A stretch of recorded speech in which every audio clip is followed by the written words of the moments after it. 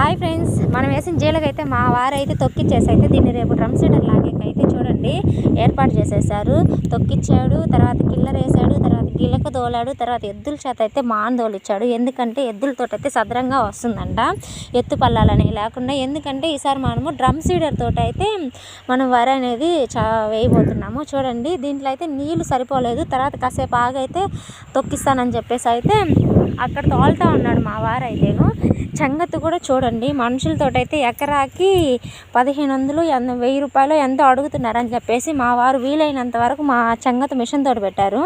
నేను అది కూడా వీడియో చేద్దాం అనుకుంటే నేను పిల్లలతో అయితే రాలేదు, బాగలేదని చెప్పేసి అయితే రేపు డ్రమ్ సీడర్ తోటి ఒక 2 మనుషులకైతే చెప్పారన్నమాట లాగేకి. 2 మనుషులకి ఆల్మోస్ట్ ఈజీగా 2 ఎకరాల దాకా లాగుతారన్నమాట.